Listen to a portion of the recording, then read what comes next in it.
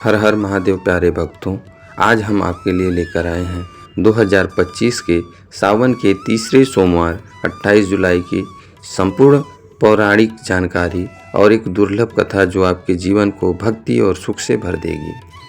सावन शिव भक्ति का सबसे प्रिय महीना है और सोमवार का दिन भोलेनाथ को अत्यंत प्रिय है। आइए जानते हैं इस विशेष दिन की शक्ति, पूजा विधि और एक ब्राह्मणी की सच्ची कथा जिससे भगवान शिव स्वयं प्रकट हुए थे। इस साल 2025 में सावन का तीसरा सोमवार 28 जुलाई को है। यह दिन विशेष रूप से मनोकामना पूर्ति, रोग निवारण और पारिवारिक सुख के लिए श्रेष्ठ माना जाता है। स्कंद पुराण में कहा गया है, सोमवारे व्रतम दृष्ट्वा शिवो मोदम लभते हर, अर्थात जो भक्त सावन सोमवार को व्रत करता है, शिवजी उस पर प्रसन्न होकर उसे सभी सुखों से पूर्ण करते हैं। पौराणिक मान्यता है कि इसी महीने में देवी पार्वती ने कठिन तपस्या करके शिवजी को पति के रूप में प्राप्त किया।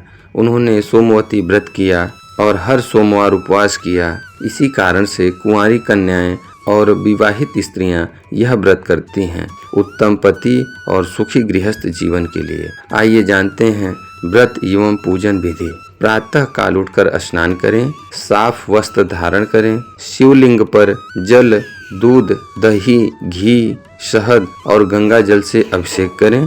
बेलपत्र, धतूरा, समीपत्र, कमल पुष्प चढ़ाएं। ओम नमः शिवाय या महामृत्युंजय मंत्र का 108 बार जाप करें। शाम के समय दीपक जलाकर शिव चालीसा करें, आरती करें और कथा पढ़ें। व्रत के दिन फलाहार करें और ब्रह्मचर्य का पालन करें। आइए सुनते हैं पौराणिक कथा ब्राह्मणी और साधु की। बहुत प्राचीन समय की बात है। एक नगर में एक धर्मनिष्ठ ब्राह्मण और उसकी पत्नी रहते थे। वे बहुत ही गरीब थे, लेकिन शिवजी के अनन्य भक्त थे। उनके जीवन में काफी अभाव था। न भोजन की व्यवस्था थी, न वस्त्र की, न संतान का सुख था। लेकिन उस ब्राह्मणी का विश्वास अडिग था। हर साल जब सावन का महीना आता, वह पूरे महीने सोमवार व्रत करती, बेलपत्र और गंगा जल से शिवलिंग का अभिषेक करती और कहती है, हे भोलेनाथ, मुझे कुछ नहीं चाहिए, बस आपके दर्शन, आपकी कृपा चाहिए। उनका जीवन बहुत ही कठिन था, फिर भी वह रोज शिव को जल चढ़ाती, व्रत करती और भोजन का अन्न पहले शिव को समर्पित करती। सावन का एक विशेष सोमवार आया। उस दिन सुबह से ही वर्षा हो रही थी। न लकड़ी थी न भोजन, पर ब्राह्मणी ने ठान लिया, आज भी मैं व्रत करूंगी, पूजा करूंगी।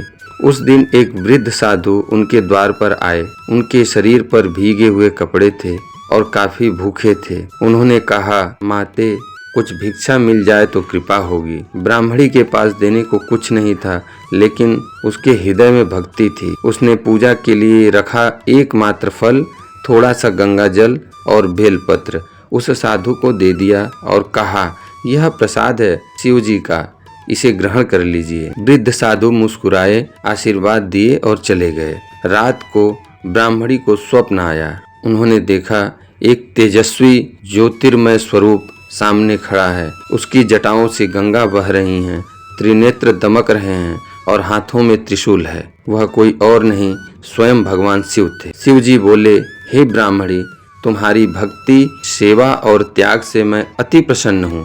तुमने अपना सब कुछ दान कर दिया, फिर भी मेरा व्रत नहीं छोड़ा। मैं तुम्हें वरदान देता हूँ, कल से तुम्हारे जीवन में कभी अभाव नहीं होगा। तुम्हारे घर में धन, अन्न, संतान और शांति की वर्षा होगी। अगले ही दिन चमत्कार हुआ। प्रातःकाल नगर का एक सेठ आया और बोला, रात्रि में मैंने स्वप्न देखा कि एक निर्धन ब्राह्मण के घर जाकर दान करूं, तभी मेरा रोग ठीक हो पाएगा। उसने ढेर सारा अन्न, वस्त्र और धन ब्राह्मण को दे दिया। कुछ ही दिनों में उनका जीवन पूरी तरह बदल गया। उनके घर में बच्चे का जन्म हुआ। घर में सुख शांति छा गई। इस कथा से हमें यही सीख मिलती है, जब हम सच्चे मन से बिना दिखावे के शिव जी की भक्ति करते हैं तो भोलेनाथ हमें हमारी श्रद्धा से अधिक दे देते हैं। इसलिए सावन सोमवार को केवल व्रत मत रखिए, त्याग, सेवा, श्रद्धा और विश्वास के साथ भक्ति करिए। भोलेनाथ आपकी हर मनोकामना पूर्ण करेंगे। इस दिन महामृत्युंजय मंत्र का जाप करने से असाध्य रोग भी दूर हो जाते हैं। आइए एक बार महामृत्युंजय मंत्र का जाप करते हैं। ओम त्र्यंबकं यजामहे सुगंधिं पुष्टिवर्धनम् उर्वारुकमिव बंधनान् मृत्योर्मुक्षीयमामृतात्। यह मंत्र स्वयं मृत्यु को भी हर सकता है। भक्तों, इस तीसरे सोमवार को शिव जी की पूजा करिए, कथा सुनिए और व्रत रखिए। आपको आरोग्य, संतान, सुख और समृद्धि की प्राप्ति होगी। हर हर महादेव। जय शिव।